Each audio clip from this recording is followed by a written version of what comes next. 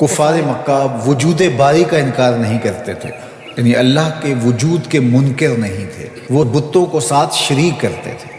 وہ کہتے تھے کہ اللہ موجود ہے، کار ساز حقیقی ہے، لیکن یہ بت بھی اس کے ساتھ کاموں میں شریک ہیں، اس وجہ سے وہ مشرک ہوئے۔ اس کی ذات میں کیا اس کی صفات میں کسی کو شریک مانا جائے تو بندہ مشرک ہو جاتا ہے، کافر ہو جاتا ہے۔ دوسرا، وہ رسالت کے منکر نہیں تھے، نفس رسالت کے، کہ رسول نہیں ہوا کرتے۔ وہ کہتے رسول ہوا کرتے ہیں، آیا کرتے ہیں، ماضی میں بھی آئے ہیں، اب بھی آ سکتے ہیں، لیکن آپ نہیں ہو۔ تو رسالت کے منکر نہیں تھے، انتساب کے منکر تھے۔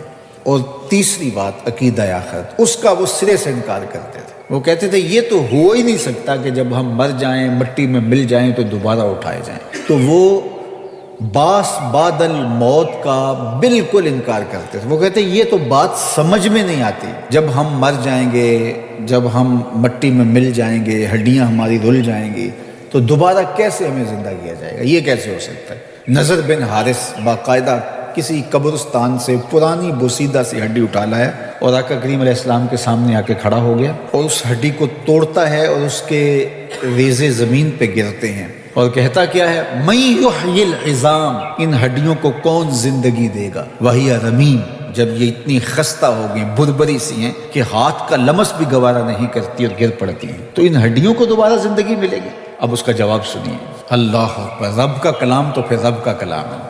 قل، اے محبوب فرما دیجئے، یحییھا الذی انشأھا اول مرہ وہو بکل خلق علیم، جب یہ ہڈیاں نہیں تھیں، اب تو ہڈیاں ہیں، اب تو میٹیریل موجود ہے، بکھر گیا ہے، ٹوٹ گیا ہے، جب یہ ہڈیاں بھی نہیں تھیں، اس وقت جس رب نے انسان کو بنایا تھا وہ ہڈیوں کو جوڑ کے بھی بنا لے گا۔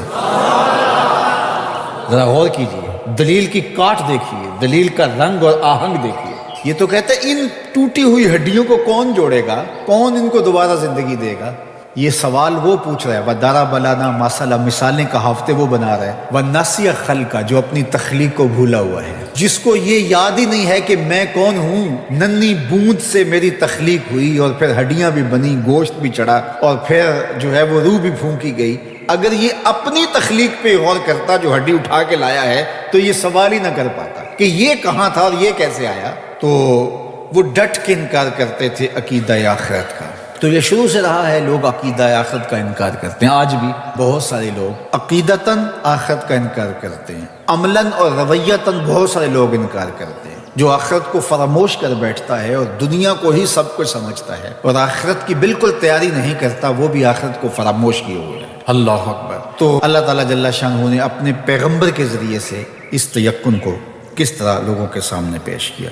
جب ابراہیم علیہ السلام نے کہا رب ارنی کیف تحیی الموتى، مالک میں دیکھنا چاہتا ہوں کہ تو مردوں کو زندہ کیسے کرتا ہے۔ قال اولم تؤمن، کہا کہ تجھے یقین نہیں؟ قال بلا، مالک کیوں نہیں؟ ولکن لیطمئن قلبی، لیکن میں چاہتا ہوں کہ دل میں اطمینان اور زیادہ پیدا ہو جائے، یقین کی اور پختگی نصیب ہو جائے۔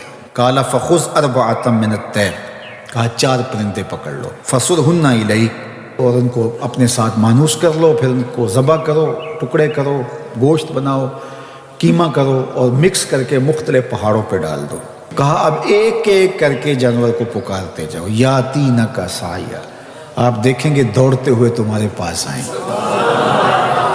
اب کسی کی ٹانگ کا قیمہ اس پہاڑ پہ ہے، کسی کی گردن کا قیمہ اس پہاڑ پہ ہے، کسی کے پروں کا قیمہ اس پہاڑ پہ ہے، کسی کے پیٹ کا قیمہ اس پہاڑ پہ ہے، لیکن جس جانور کو پکارا ادھر سے اس کے اجزاء نکلے، جڑے، اور وہ دوڑتے ہوئے جناب ابراہیم کی خدمت میں پہنچے۔